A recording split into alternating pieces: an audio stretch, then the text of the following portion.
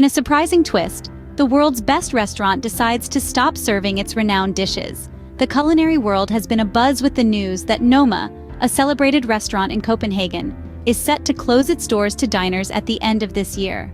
Having been crowned the world's best restaurant 5 times with the most recent accolade in 2021, Noma has been a beacon of gastronomic excellence, a place where food is elevated to art. But don't despair, foodies. This isn't an end, but an intriguing new beginning. Noma will be transforming into what's being dubbed as Noma 3.0, a giant lab dedicated to food innovation and the development of new flavors.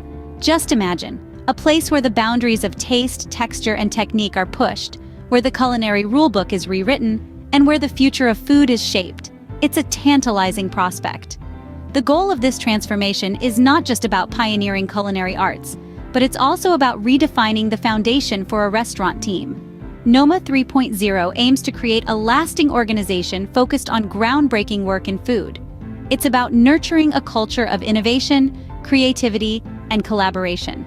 And for those of us who are already missing the thought of not being able to dine at Noma, there's a silver lining. The restaurant will still host occasional pop-ups or seasonal events, offering a taste of their ongoing culinary experiments.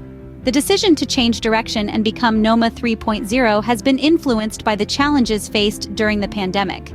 It's a bold response to an unprecedented time, demonstrating that even in adversity, there can be opportunity, innovation, and evolution. So, it's not a complete goodbye to Noma, but rather a transformation into a new culinary adventure. The tension between the U.S. and Russia may take an unexpected turn, as Putin might be planning a revenge of a different kind. Now, this may not be your run-of-the-mill action movie-style revenge. It's more subtle, more insidious, and potentially far-reaching. The United States and its NATO allies have been walking a tightrope, trying to avoid a direct military confrontation with Russia, even while supporting Ukraine's defense against the Russian invasion. It's a delicate balance, to say the least. Yet, the belief among American intelligence communities is that Putin may be gearing up to act more aggressively against the U.S. And the target, American democracy itself, sounds a bit like a movie plot, doesn't it? But this isn't fiction. Putin has already proven his willingness to meddle in American affairs with interference in the 2016 election. But what could this potential future interference look like? Well, it could take the form of disinformation, cyber attacks, and even the amplification of voices sympathetic to Putin within the U.S. It's a strategy that could exploit the political divisions within America. These divisions, especially those within the Republican Party, make the country vulnerable to such manipulation. The goal here isn't necessarily to sway the election to a particular candidate.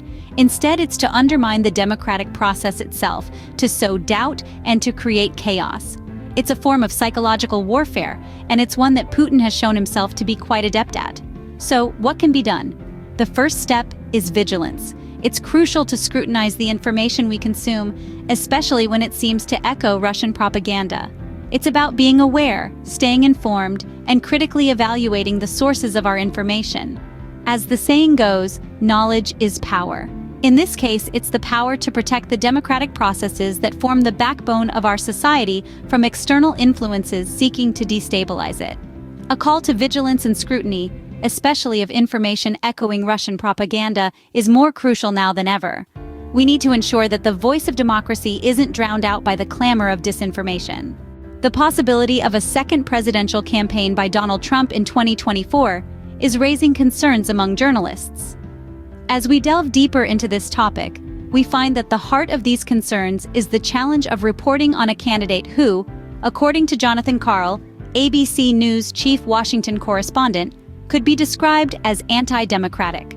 Trump's relationship with the press throughout his political career has been, to say the least, tumultuous, and his potential return to the political arena is causing a stir among those tasked with covering him. A key concern is Trump's tendency to repeat falsehoods. The former president's willingness to bend the truth, or sometimes disregard it entirely, puts journalists in an ethically challenging position. How do you accurately report on a candidate who persistently misrepresents reality?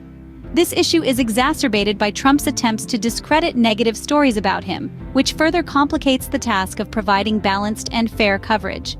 Perhaps even more concerning is Trump's continued efforts to cast doubt on his loss in the 2020 election. These unfounded claims undermine the integrity of the electoral system and pose a significant challenge for journalists.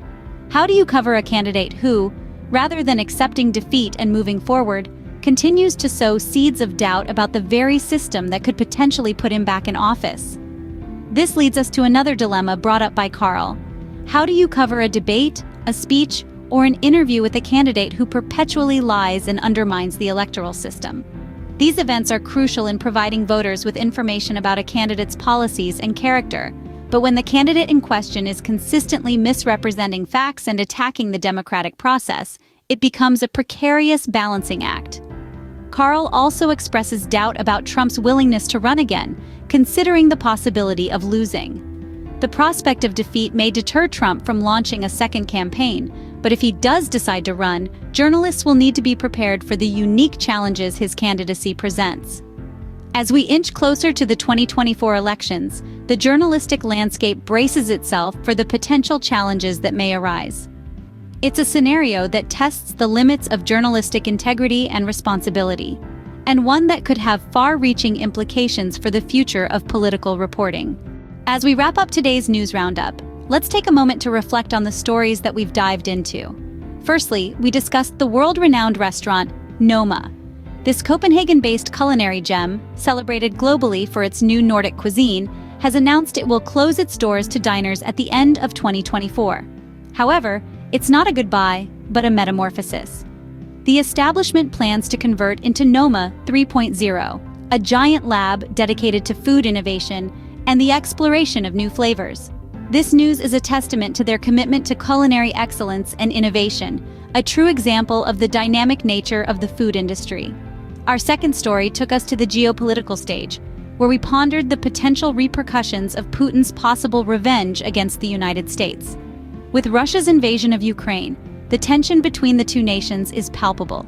Intelligence officials suggest Putin may act more aggressively, potentially targeting American democracy. As we navigate this complex situation, the importance of vigilance and scrutiny of information becomes paramount. Finally, we delved into the political sphere of the United States, where concerns are rising over Trump's potential run for presidency in 2024. The echoes of his previous term, marked by repeated falsehoods and efforts to discredit negative stories, bring forth serious challenges for campaign reporters. As we speculate on the shape of this possible campaign, it's crucial to question and critically evaluate the information presented to us. Keep an eye on these developing stories. Stay informed, stay vigilant, and remember, the world is more interconnected than ever before.